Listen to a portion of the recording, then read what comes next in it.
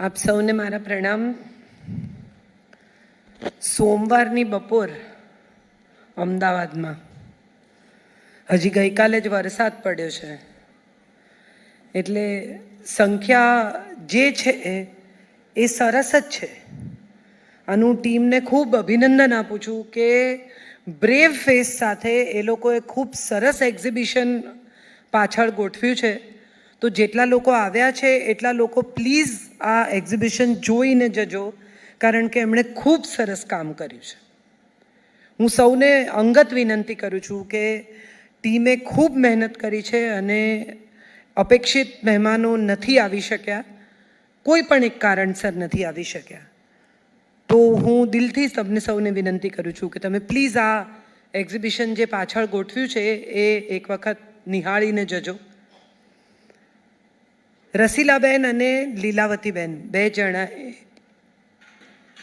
શરૂ કરેલું આ નાનકડું સાહસ ઘરેથી શરૂ થયું. શરૂઆતના દિવસોમાં તકલીફ પડી હશે, માલ ક્યાંથી લાવવો, કોને વેચવો, શું કરવું, કેવી રીતે પહોંચી વળવું. બે સ્ત્રીઓ કમર કસીને જ્યારે કોઈ પણ એક કામ કરવાનું નક્કી કરે ત્યારે એ કેટલું ફેલાઈ શકે અને એનું વૃક્ષ કેટલું વિશાળ થઈ શકે એનું હું માનું છું પરિણામ છે વૃંદાવન. બહુ જોરદાર પરિસ્થિતિ સાથે હું આમની સાથે 7 વર્ષથી જોડાયેલી છું અને 7 વર્ષ પહેલાં પણ એમના કાર્યક્રમમાં હું હાજર હતી. અને મેં નજરે જોયું છે કે એમની ટીમ જે રીતે કામ કરે છે, જે રીતે મહેનત કરે છે, જે રીતે એમની ટીમ આ પ્રોજેક્ટને સફળ બનાવવા માટે એકબીજાના હાથ પકડીને આગળ વધી રહી છે, એને હું સાચા દિલથી અભિનંદન આપું છું. સ્ત્રીઓ માત્ર, તમે વિચાર કરો કે સ્ટાફમાં પણ સ્ત્રીઓ, ખરીદી પણ સ્ત્રીઓ કરે, મેનેજમેન્ટ પણ સ્ત્રીઓ કરે. લિજ્જત પાપડ આજે બજારમાં બહુ મોટું નામ છે કે બીજી આવી ગૃહ ઉદ્યોગની સંસ્થાઓ આજે IIMમાં લિજ્જત પાપડનો કેસ ભણાવવામાં આવે છે. હું ઈચ્છું કે વૃંદાવન પણ એક દિવસ એવી જગ્યાએ પહોંચે કે જ્યાં એમનો કેસ ઇન્ડિયન ઇન્સ્ટિટ્યૂટ ઓફ મેનેજમેન્ટમાં ભણાવવામાં આવે કે બે સ્ત્રીઓએ શરૂ કરેલી આ સંસ્થા ક્યાંથી ક્યાં નીકળી ગઈ. કારણ કે હવે બીજી પેઢી ટેક ઓવર કરી રહી છે. અને સાહેબ, બીજી પેઢી એટલે દીકરાઓ નહીં, પુત્રવધુઓ ટેક ઓવર કરી રહી છે. જે બીજી સલામને પાત્ર બાબત છે કે દીકરો માના બિઝનેસમાં જોડાય એ તો હજી સમજી શકાય એવી વાત છે, પણ પુત્રવધુને પણ પોતાના બિઝનેસમાં સાથે જોડી શકે એવી મોડર્ન આ વિચારસરણી ધરાવતી સંસ્થા છે, જે પણ બહુ મોટી વાત છે. એમ્પાવરમેન્ટનો સૌથી મોટો દાખલો જ હું માનું છું આ છે કે પુત્રવધુને પણ એમ્પાવર કરવી, માત્ર પોતે એમ્પાવર થવું નહીં, પરણીને આવેલી આપણે ઘેર જે દીકરી આવી છે એને પણ આ બિઝનેસ સાથે જોડવી, એને આ બિઝનેસ શીખવવો, એને ટ્રેન કરવી અને એને આગળ વધવામાં મદદ કરવી, એ પણ બહુ મોટી વાત છે. એટલે મારા હિસાબે તો એમ્પાવરમેન્ટ અહીંથી જ શરૂ થાય છે. મોટાભાગના ઘરોમાં પુત્રવધુ નોકરી કરવાની વાત કરે તો સૌથી પહેલું, ખાસ કરીને રાજકોટમાં અને સૌરાષ્ટ્રમાં એવું કહેવામાં આવે કે આપણે ક્યાં જરૂર છે. એટલે હવે આ જરૂર શું છે? માત્ર આર્થિક પૈસાની જરૂર નથી, પણ પુત્રવધુને પોતાની આઈડેન્ટિટી માટે, પોતાના સમય પસાર કરવા માટે, પોતાના સ્વના પેશન માટે કશું કરવું હોય તો પણ એને એટલી ઝડપથી છૂટ સૌરાષ્ટ્રમાં હજી આજની તારીખે મળતી નથી. સૌરાષ્ટ્રમાં દીકરીઓને વધુ ભણાવવામાં આવતી નથી કારણ કે એટલા ભણેલા દીકરાઓ મળતા નથી, એવા મૂર્તિયા મળતા નથી. એવી પરિસ્થિતિમાં એક એવી સંસ્થા કે જે દેરાણી જેઠાણી, આમ તો સામાન્ય રીતે એવું છે કે દેરાણી જેઠાણીની વાત આવે ને તો ઝઘડાથી જ ચાલુ થાય, બે જણાને લડાઈ જ હોય, આવું આપણો સમાજ માનીને ચાલે છે. અહીંયા તો દેરાણી જેઠાણીની યુનિટી એવી છે કે એમની યુનિટી તો ખરી, પણ એમણે તો બાકીની બીજી 50 સ્ત્રીઓને એમ્પ્લોયમેન્ટ આપ્યું છે. સો આઈ salute this 2 women who have made this possible. મહેમાનો નથી પહોંચી શક્યા અને આપણે ઓછા છીએ તો એનો અર્થ એવો નથી કે કેટલા લોકો છે. મને હંમેશા એવું લાગ્યું છે કે કેવા લોકો છે એ અગત્યનું છે. આખો હોલ ભરેલો હોય ને કોઈને વાતમાં રસ ના હોય, એને બદલે જેટલા લોકો બેઠા છે એટલા સાચા દિલથી આ સંસ્થાને વધાવવા, આ બે જણાને અભિનંદન આપવા આવ્યા છે, એ મારા હિસાબે મોટી વાત છે. આપણે એમ્પાવરમેન્ટનો અર્થ હમણાંથી તમે જુઓ, જ્યારે જ્યારે વાત નીકળે એમ્પાવરમેન્ટની ત્યારે પેન્ટ પહેરતી, સિગરેટ પીતી, શરાબ પીતી, મોડર્ન અંગ્રેજી બોલતી સ્ત્રીની વાત એમ્પાવરમેન્ટ સાથે જોડાઈ ગઈ છે. ઓટીટી ઉપર તમે જ્યાં જ્યાં ટેલિવિઝન જુઓ કે તમે શો જુઓ કે વેબ સિરીઝ જુઓ તો તમને દેખાય કે સ્ત્રીઓ સિગરેટ પીએ, સ્ત્રીઓ ગાળો બોલે, સ્ત્રીઓ શરાબ પીએ, એ મોડર્ન સ્ત્રી છે. આવું તમારી સામે ચિતરવામાં આવે છે. મને અંગત રીતે એવું લાગે છે કે આપણા પુરાણોમાં વધુ મોડર્ન સ્ત્રી હતી. કપડાં ખેંચાતા હોય, રાજ્યસભાની વચ્ચે ઊભી હોય, નગ્ન થઈ જવાની તૈયારીમાં હોય, અને એક સ્ત્રી જ્યારે એમ પૂછે ને કે પહેલાં પોતાની જાતને હાર્યા કે મને હાર્યા, તો એ લોજિક જેની પાસે છે ને એ વધુ એમ્પાવર્ડ છે. એક એવી સ્ત્રી જેનું નામ જાબાલા છે, એ પોતાના બાળકને લઈને ગૌતમ ઋષિ પાસે જાય છે. ગૌતમ ઋષિ પાસે જઈને કહે છે કે મને ભણાવો. ગૌતમ ઋષિ એને પૂછે છે કે તારું કુળ શું છે? અને ત્યારે એ નાનકડું બાળક કહે છે કે મારી મા તો કોઈની દાસી હતી, એનો અનેક લોકોએ ઉપભોગ કર્યો છે, મને ખબર નથી કે મારું કુળ કયું છે, કારણ કે હું કોનું સંતાન છું એની જ મારી માને ખબર નથી.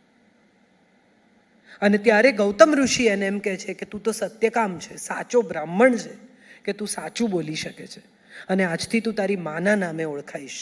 સત્યકામ જાબાલાની કથા એ આપણા પુરાણોની અત્યંત મહત્વપૂર્ણ કથા છે.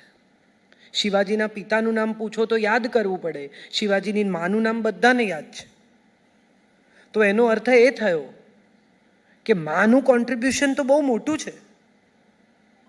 અને આમ વિચારીએ તો આપણને સમજાય કે જેનું અસ્તિત્વ નથી, દેખાતું નથી, એ પણ છે એવું સૌથી પહેલું સ્ત્રીને રિયલાઇઝ થાય છે, કારણ કે ગર્ભાધાન કરે છે.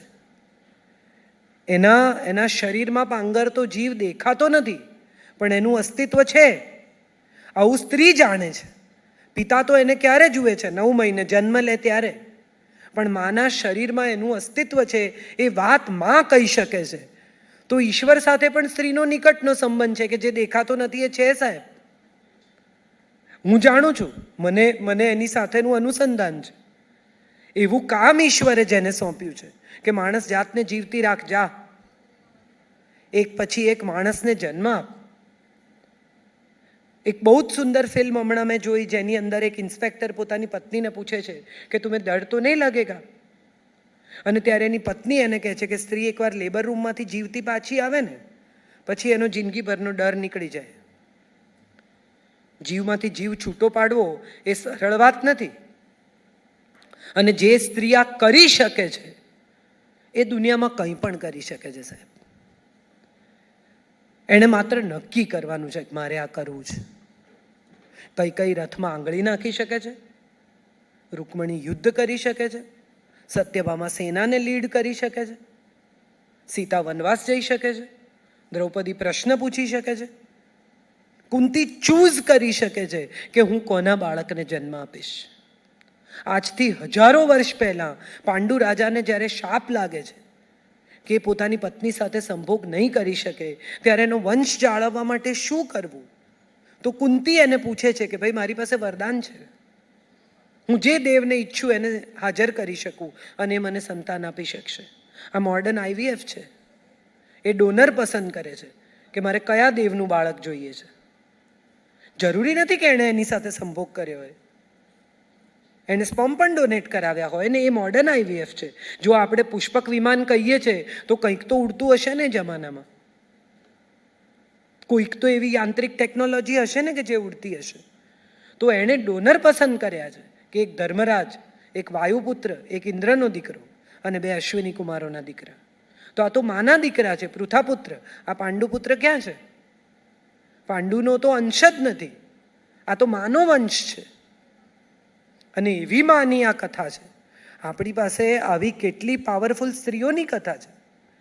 બાળકને પાછળ બાંધીને યુદ્ધમાં ઉતરનારી લક્ષ્મીબાઈની કે મારા બાળકને હું મૂકીને નહીં જાઉં, હું એને મારી સાથે લઈને જઈશ. આટલા નાના બાળકને પીઠ પર પાછળ લઈને નીકળવું, કેવું કાળજું જોઈએ માનું, સિંહણનું કાળજું જોઈએ. અને જ્યાં સૌરાષ્ટ્રમાંથી આ બે બહેનો આવે છે ત્યાં ચારણ કન્યાની કથા છે આપણી પાસે. 14 વર્ષની છોકરી લાકડીથી સિંહને ભગાડે છે, ત્યાંથી આ કથાઓ આવે છે. એમ્પાવરમેન્ટ આપણી સ્ત્રીઓને શીખવવું પડે એમ છે જ નહીં.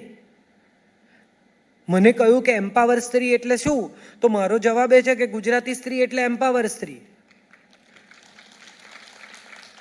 પતિ ઘરમાં આવે તો પૈસા કોને આપે? કેશ. 5, 10, 15 હજાર રૂપિયા, લાખ, 2 લાખ, 5 લાખ રૂપિયા કોને આપે? જવાબ આપો. પત્નીને. પછી પત્ની ક્યાં મૂકે? કબાટમાં. ચાવી કોની પાસે રહે? પત્ની પાસે. અને એમાંથી 5 માંથી 2 માગે તો શું કે? કેમ જોઈએ છે? જો પતિ એમ કે મેં પેલા 5 આપ્યા છે એમાંથી 2 આપતો, કે કેમ? મજા છે ને? અને પછી એમ કે અમારું તો કંઈ ચાલતું જ નથી. હું પૂછીને કહું,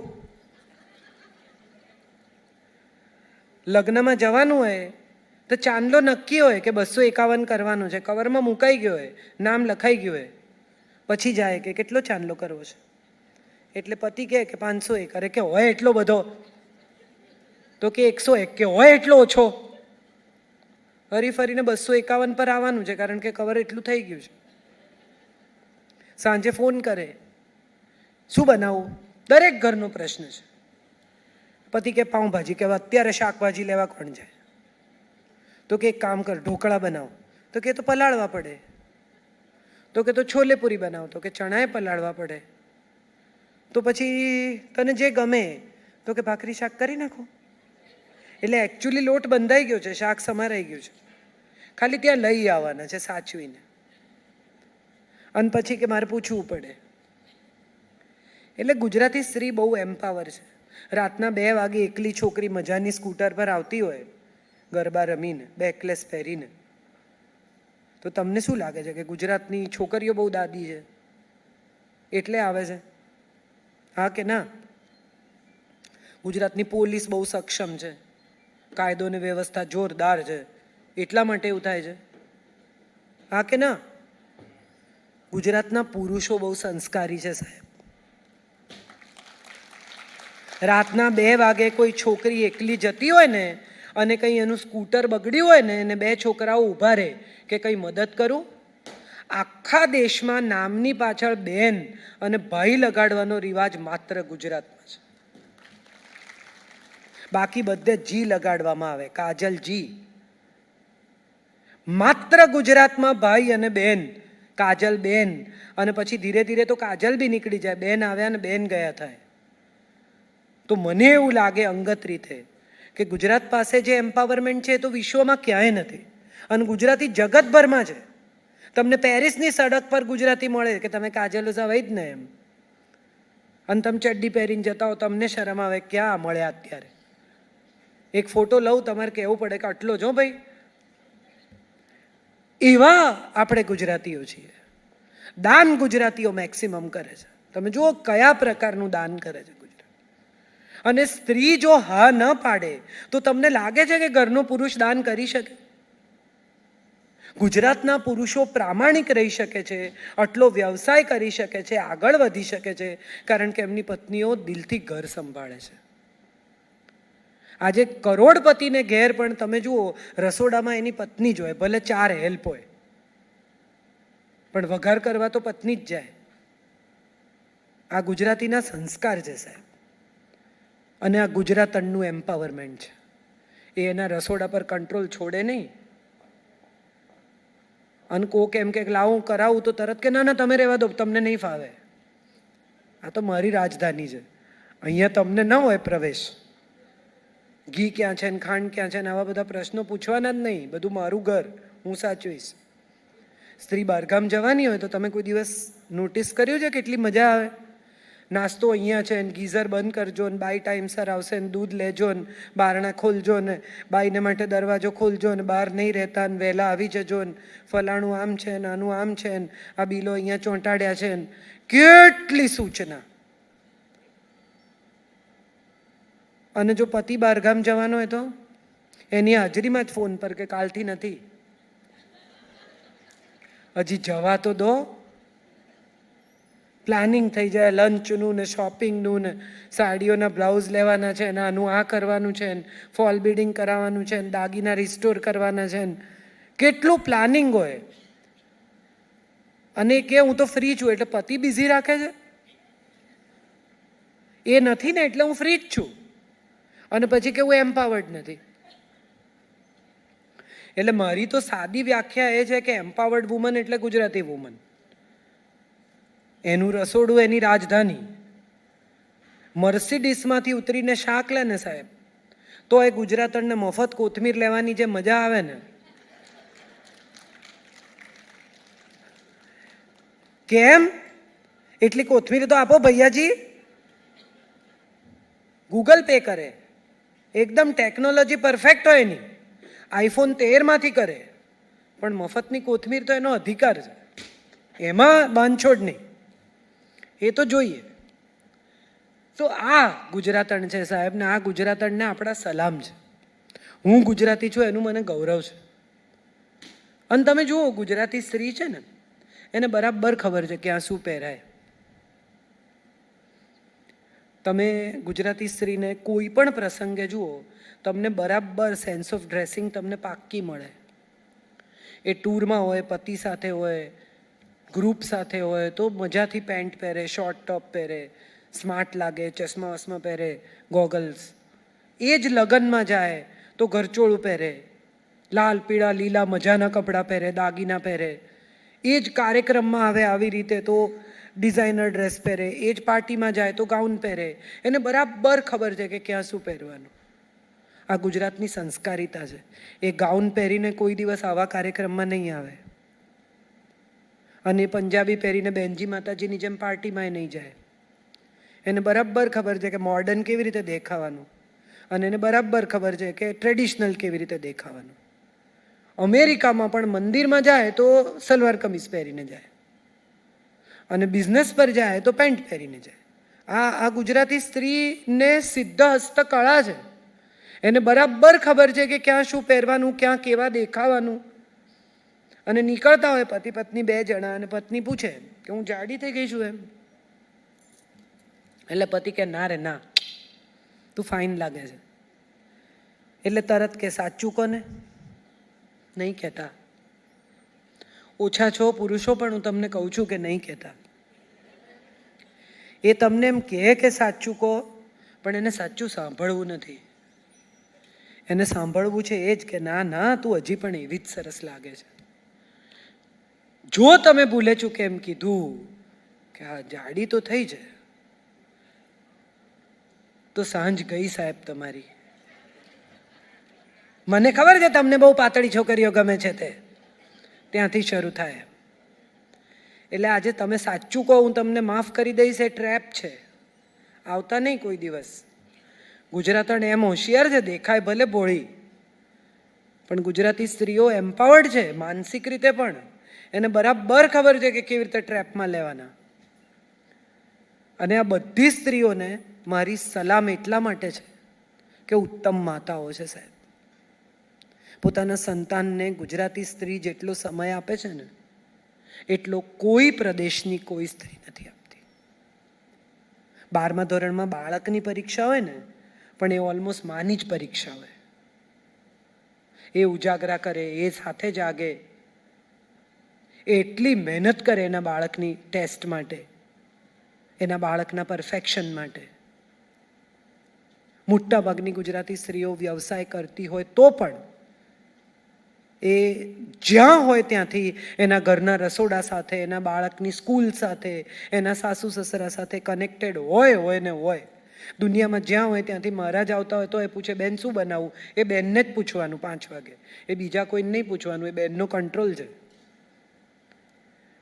એક સાસુમાં ની કથા મેં બહુ વાર કહી છે, પણ આજે મારે ફરી કહેવી છે કે એક સાસુમાં મંદિરથી પાછા આવતા હતા, એમને એક ભિક્ષુક મળ્યો. તો ભિક્ષુકે કહ્યું કે આજે તો ભાભીએ ના પાડી, કંઈ છે નહીં. એટલે સાસુએ કહ્યું ચલો મારી સાથે. આખી ગલી ક્રોસ કરીને તડકામાં છેક પેલી બાજુ લઈ ગયા. ઘરની અંદર ગયા અને બહાર આવ્યા સાસુમાં, એમણે કહ્યું કંઈ નથી, જાઓ. એટલે ભિક્ષુક ચીડાઈ ગયો કે તો અહીંયા સુધી લાવ્યા શું કામ મને? તો કે ના પાડ, બેઠી છું. હું પાડીશ ના, એ થોડી ના પાડે. હા, ગુજરાતી સ્ત્રીઓ સાસુ થાય ને એટલે આખી જુદી થઈ જાય,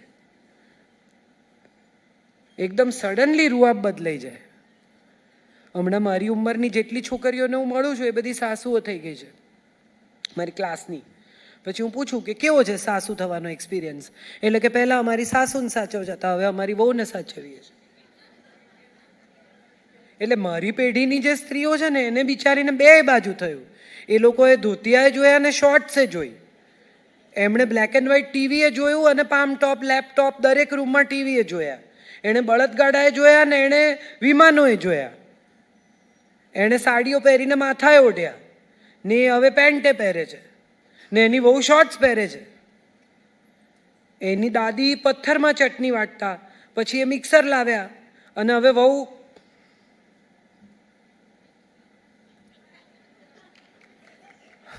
પેકેટમાંથી કાઢીને પાણી નાખે છે. અને એ પણ ટેસ્ટી જ હોય છે, એમાં કંઈ ખરાબ નથી. પણ મજાની વાત એ છે કે બદલાતા સમયની સાક્ષી રહી છે મારી પેઢી. મારી પેઢીએ એ જોયું છે કે જે આગલી પેઢીનું પણ હતું અને આવનારી પેઢીનું પણ છે. અને બહુ મજાની વાત છે, આપણે એ બે પેઢીની વચ્ચે બ્રિજ થઈ શક્યા છીએ.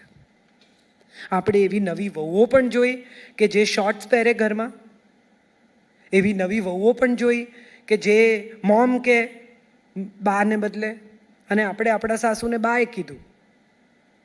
સો આ આખી એક મોટા ટ્રાન્ઝિટમાંથી આજની પેઢી પસાર થઈ છે. અને એ ટ્રાન્ઝિટમાં રસીલાબેન અને લીલાબેન છે, જેનો મને બહુ આનંદ છે કે એમણે આ ટ્રાન્ઝિટને બહુ અદ્ભુત રીતે આત્મસાત કરી છે. એમણે વૃંદાવનને એવી જગ્યાએ લાવીને મૂક્યું છે કે આ ટ્રાન્ઝિટનો એ હિસ્સો બન્યા છે. એમણે એવી સ્ત્રીઓને એમ્પાવર કરી છે કે જેમની પાસે આજીવિકાનો કોઈ રસ્તો નહોતો. આ એવી સ્ત્રીઓ હતી કે જેમની પાસે કલા હતી પણ કલાને ક્યાં પહોંચાડવી એની એને ખબર નહોતી.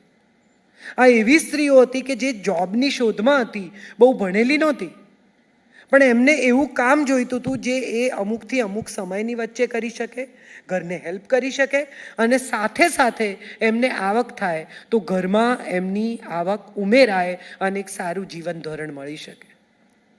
અને એ કામ આ બે સ્ત્રીઓએ જે હિંમતથી ઉપાડ્યું અને જ્યાં પહોંચાડ્યું, એને માટે હું સાચા હૃદયથી એમને આદર આપું છું. આજે અમદાવાદના સ્ટોરને 1 વર્ષ થયું. રાજકોટમાં 17 વર્ષથી એ આ કામ કરે છે. 17 વર્ષ નાનો પીરિયડ નથી હોતો. કેટલી મુશ્કેલીઓ, કેટલા ઊંચ નીચ. અને બીજી એક વાત તમને જે મારે સમજાવવી છે કે આ સ્ટોર્સ કે આ પ્રકારની ગાર્મેન્ટ્સ કે એપરલ્સ કે બેડશીટ્સ કે ગૃહ ઉદ્યોગની જે આખી ટીમ છે અથવા આખી જે બજાર છે એ પુરુષોની બજાર છે. આ ખાદીની જે બજાર છે, હેન્ડલૂમની જે બજાર છે એ પુરુષોની બજાર છે. કહેવાય ભલે વિમેનની, પણ વિમેન માત્ર કારીગર છે, વિમેન બિઝનેસ વુમન નથી.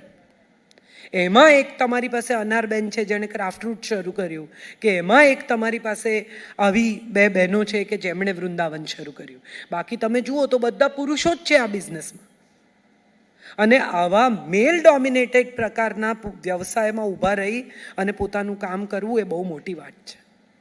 અનારબેન સાથે વાત કરીએ તો સમજાય કે ક્રાફ્ટરૂટ કેવી રીતે શરૂ થયું, કઈ રીતે આગળ વધ્યું, આર્ટિઝનને કઈ રીતે હેલ્પ કરે છે અને કેટલા ટકા એ આર્ટિઝન્સને આપે છે. ખરેખર જે છોકરીઓ કે જે સ્ત્રીઓ આ કામ કરે છે એના હાથમાં છેવાડાના લોકો સુધી પૈસા પહોંચાડવા પણ કેટલી મોટી વાત છે. આમાં માત્ર નફો કમાવાનો ઉદ્દેશ નથી, પૈસા બનાવવા કે આ બિઝનેસ કરવો એ ઉદ્દેશ નથી. આમાં છેવાડાના લોકો સુધી એમની મહેનતના પૈસા પહોંચે એ પણ ઉદ્દેશ છે. એક સ્ત્રી બીજી સ્ત્રીને મદદ કરવા તૈયાર થઈ છે. સામાન્ય રીતે બધા લોકો ટોન્ટ મારે, ખાસ કરીને એકતા કપૂરની સિરિયલમાં તો બે સ્ત્રીઓને બને જ નહીં. કોઈ સાસુ એવી જોઈ છે કે પોતાની પુત્રવધુ પ્રેગ્નન્ટ હોય ને પગથિયા પર તેલ ઢોળે ને એને લપસાવી દે, ખીરમાં મીઠું નાખે? આવું બધું એકતા કપૂરની સિરિયલમાં થાય. બાકી એક સ્ત્રી બીજી સ્ત્રીની દુશ્મન નથી. એક સ્ત્રી બીજી સ્ત્રીની સહાયક છે. એક સ્ત્રી બીજી સ્ત્રીની મદદગાર છે. એક સ્ત્રી બીજી સ્ત્રીની સહેલી છે. અને એ જ સ્ત્રીનું એમ્પાવરમેન્ટ છે. અમદાવાદમાં રાયટ્સ થતા હોય ને તો પાછલે બારણે હિન્દુ મુસ્લિમ સ્ત્રીઓ વાડકી ખાંડ અને દૂધના પેકેટ એક્સચેન્જ કરે. ત્યાં કોઈ ધર્મ નથી હોતો. ત્યાં એક માં હોય છે જે બીજી માને મદદ કરતી હોય છે કે ભાઈ તમારા ઘરમાં દૂધ નથી, હું આપું. મારા ઘરમાં ખાંડ નથી, તમે આપો. મારા છોકરા દૂધ પીએ ને તમારા છોકરાઓને તમે ખાંડ નાખી આપો. આ તો હંમેશા રહ્યું જ છે. સ્ત્રીએ સ્ત્રીની મદદ જ કરી છે. આ ખોટી માન્યતા છે કે સ્ત્રી જ સ્ત્રીની દુશ્મન છે. 4 કિસ્સા ઉપરથી આપણે આવો નિર્ણય ન કરી લેવો જોઈએ એવું મારે બધી બહેનોને કહેવું છે. અને મારે બધી બહેનોને એ પણ કહેવું છે કે તમને ક્યારેય પણ એવું લાગે કે તમારી સાથેની કોઈ સ્ત્રી પર ડોમેસ્ટિક વાયલન્સ થાય છે, એને કોઈ છેડે છે, કોઈ ઈવ ટીઝિંગ થાય છે, એની સાથે કોઈ અત્યાચાર થાય છે, એના સાસરાવાળા એની સાથે ખોટું કરે છે, એને મિલકતમાંથી એનો ભાગ નથી આપી રહ્યા, તો આગળ આવજો, એની મદદ કરજો. સરકારના કાયદા સ્ત્રીની ફેવરમાં છે. આ કાયદા તમારે જાણવા જોઈએ. વુમનનું એમ્પાવરમેન્ટ શું છે? વુમનનું એમ્પાવરમેન્ટ એ છે કે પોતાને મદદ કરતા કાયદા જાણે. પહેલાં તો કેટલી સ્ત્રીઓને ખબર છે કે એમને શું અધિકારો મળ્યા છે? વિધવાનો પણ ઘરમાં અધિકાર છે, આ કાયદો કહે છે. પણ ખબર જ નથી બિચારીને. એને કાઢી મૂકવામાં આવે છે, એ નીકળી જાય છે. દીકરીનો પણ ઘરમાં અધિકાર છે, એ વાત મોટાભાગની દીકરીઓને ખબર જ નથી. પિતાની પ્રોપર્ટી ઉપર દીકરીનો અધિકાર છે, હવે ઘડાયેલો કાયદો છે, પણ એ સ્ત્રીને ખબર નથી. અને માટે સ્ત્રી ઘરમાંથી નીકળી જાય છે, કાયદામાંથી નીકળી જાય છે. 498 એના દુરુપયોગ થાય છે, હું સમજી શકું છું. પણ 498 ઘડવા માટે તો એટલા માટે આવ્યો છે કે સ્ત્રી ઉપર દહેજના નામે અત્યાચાર ના થાય. તમે ક્યાંય પણ જઈને એવી ફરિયાદ કરો કે તમારી સાથે જાતીય મજાક કરવામાં આવી છે, કે જાતીય શોષણ કરવામાં આવ્યું છે, કે તમને ખોટી જગ્યાએ હાથ ફેરવવામાં આવે છે, તમને અમુક રીતે સ્પર્શ કરવામાં આવે છે, તો પોલીસ તમારી તરત મદદ કરે છે. મેં એને માટેનું મોડલિંગ કર્યું છે. બાથરૂમમાં કે ક્યાંય પણ તમે એકલા હો અને તમને એવું લાગે કે તમારી સાથે કંઈ પણ ખોટું થઈ રહ્યું છે, તો મદદનો નંબર છે. એ નંબર તમે તમારા ફોનમાં સેવ કરી શકો છો અને માત્ર એક બટન દબાવવાથી એ પછી તમે ફોન કાપી પણ નાખો તો એ લોકો તમારું લોકેશન શોધીને તમારી મદદે આવે. એવા કાયદા અવેલેબલ છે, એવી પોલીસ ઉપલબ્ધ છે, એવી સરકારે વ્યવસ્થા કરી છે, પણ જેની આપણને ખબર જ નથી. આ જે સખી વ્યવસ્થા છે એ એની જ વ્યવસ્થા છે. બીજી એક વાત મારે તમારી સાથે કરવાની છે કે બળાત્કારોની બહુ વાતો આપણે સાંભળીએ છીએ. ક્યારેક કોઈ ઈવ ટીઝિંગ થાય તો મોટાભાગની મમ્મીઓ એમ કહે છે કે આપણે જવાબ નહીં આપવાનો, ચૂપચાપ ઘરે આવી જાઓ. હું એ બધી મમ્મીઓને કહું છું કે ના, એવું નહીં શીખવતા. ચૂપચાપ ઘરે નહીં આવી જવાનું, નીચું માથું નાખીને નહીં ચાલી જવાનું. હિંમતથી ફરિયાદ કરવાની, હિંમતથી એની સામે અવાજ ઉઠાવવાનો. કારણ કે જે માણસ ખોટું કરતો હોય ને એનાથી નબળો આ જગતમાં બીજો કોઈ માણસ નથી. એને ખબર છે કે હું ખોટું કરું છું. નિર્ભયા જેવા કેસ તો 2 બને, પણ બાકીના કેસ એવા છે કે જ્યાં સ્ત્રી અવાજ ઉઠાવે તો એ લોકો પાછા પડી જાય. ડોમેસ્ટિક વાયલન્સ સહેવાની જરૂર નથી.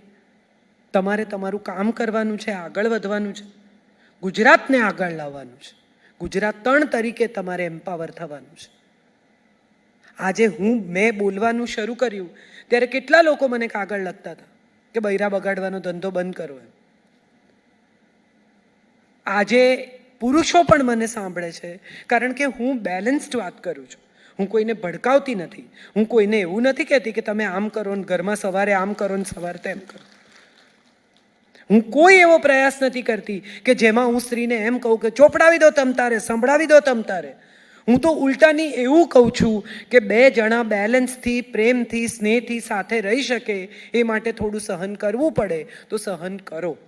બોલતા પહેલાં વિચારો, બગાડતા પહેલાં વિચારો, છૂટા પડતા પહેલાં સંતાનનો વિચાર કરો. સંતાનની સામે ન લડો.